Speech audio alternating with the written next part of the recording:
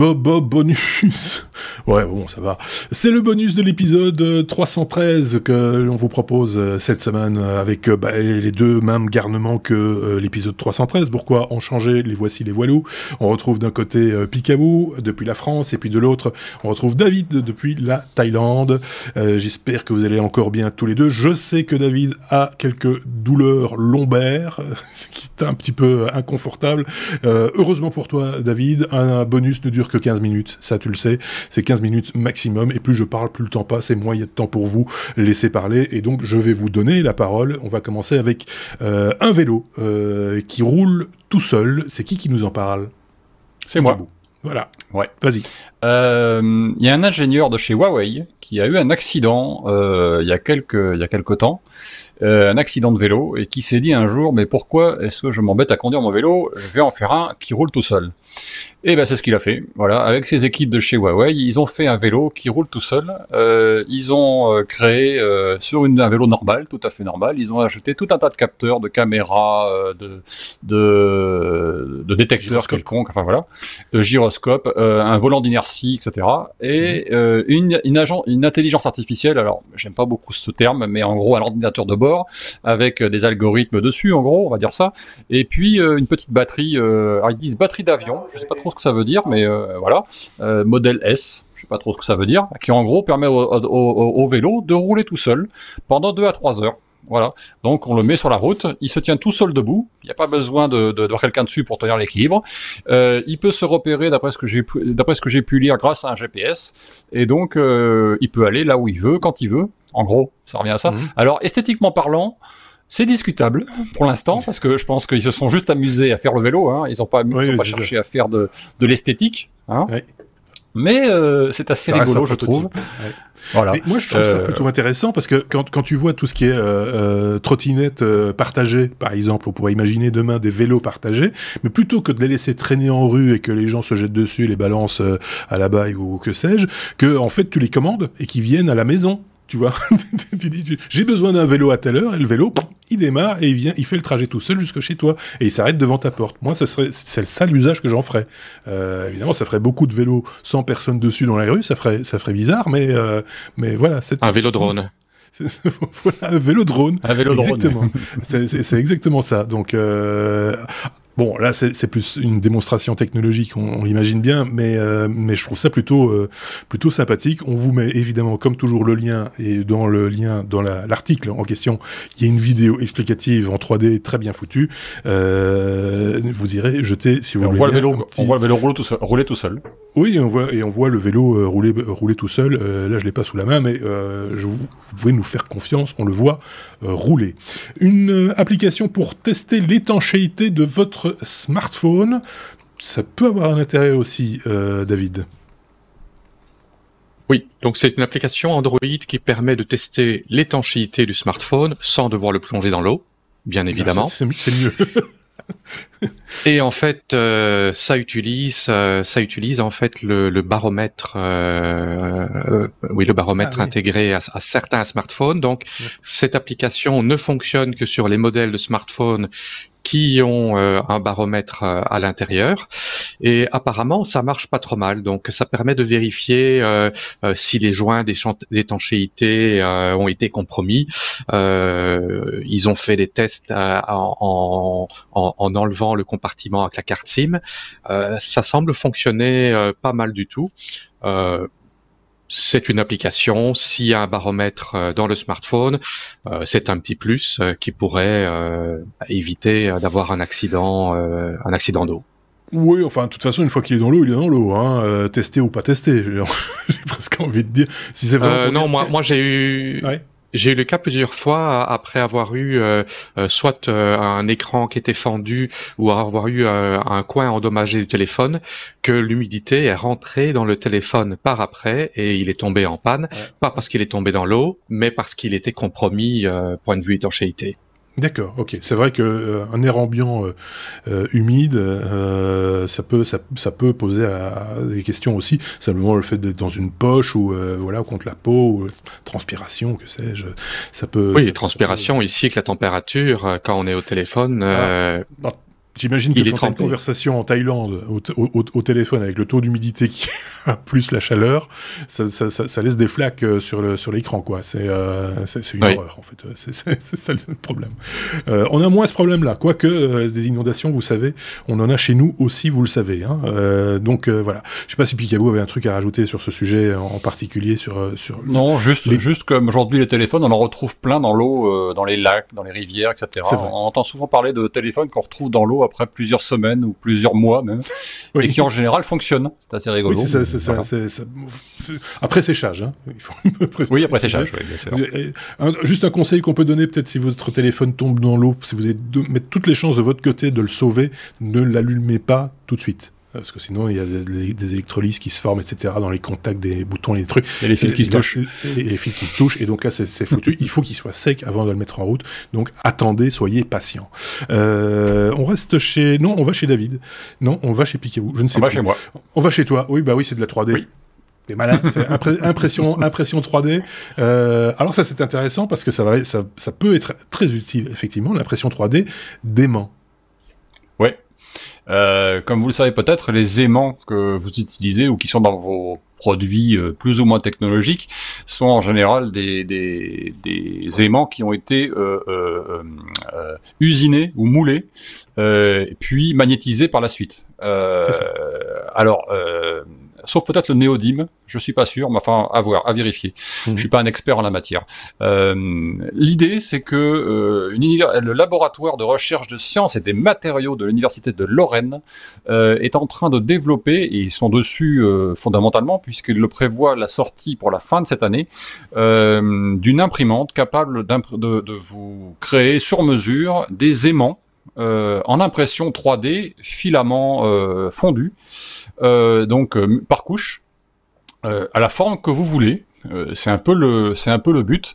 L'idée étant que on a souvent besoin, ou on aurait souvent besoin de pouvoir créer des aimants avec des formes particulières pour s'intégrer dans des produits, dans des systèmes qui auraient besoin de formes spécifiques qui ne sont pas recréables autrement que avec de l'impression 3D. Et l'idée, c'est qu'ils ont créé ça à partir d'une imprimante tout à fait classique de bureau, comme on a, comme beaucoup de gens, comme beaucoup de makers ont aujourd'hui, ou même Monsieur et Madame Dupont peuvent acheter en magasin.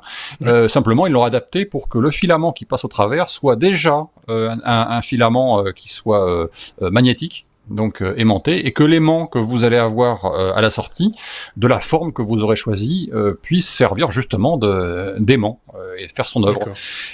Et alors, ils appellent ça de l'impression 3D magnétique.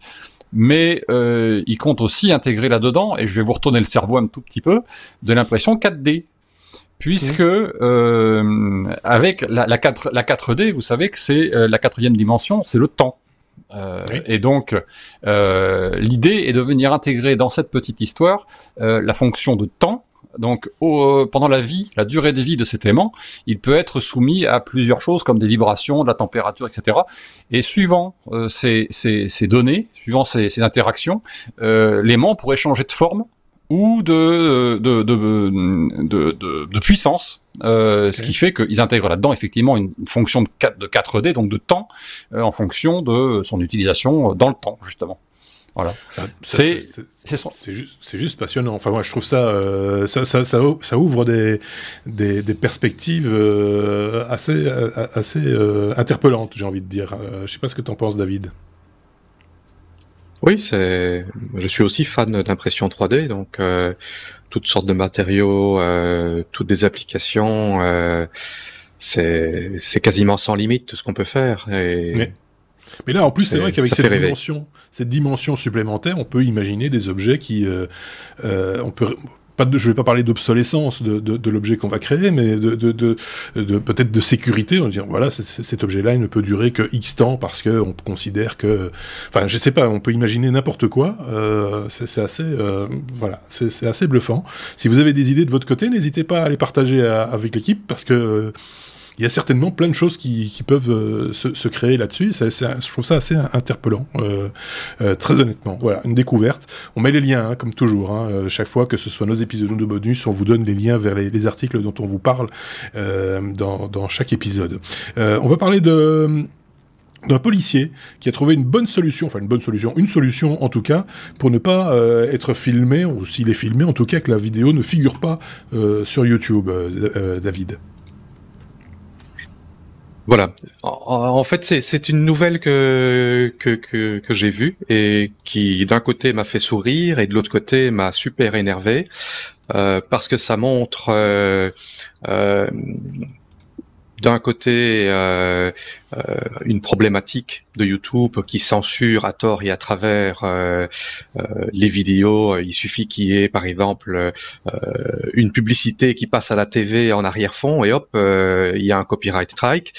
Et ce policier ici, qui d'un côté légalement il ne peut pas demander aux gens de pas le filmer, mais pour ne pas que les gens postent la vidéo sur YouTube, il abuse en quelque sorte du système de copyright strike en faisant passer une chanson de Taylor Swift et en se disant s'ils la mettent sur YouTube, leur vidéo sera censurée. C'est marrant, mais c'est interpellant quand même d'un autre côté. Je suis d'accord. Enfin, je trouve pas ça marrant. Je trouve ça intelligent. C'est que le type, il a bien compris comment fonctionnait le système. Ça, on doit lui laisser. Par contre, de la part d'un policier qui fasse ça, enfin, moi, je trouve que ce contrôle social, entre guillemets, qui existe aux États-Unis et qui, effectivement, autorise tout un chacun à filmer un policier pendant qu'il est en train de travailler, ça crée quand même un certain niveau de contrôle social qui peut être intéressant ou important. Qu'il soit contré de cette manière-là, je trouve ça un petit peu particulier, quoi. Est-ce que ce policier aurait des choses à se reprocher ? Pour du coup se poser la question, tu vois.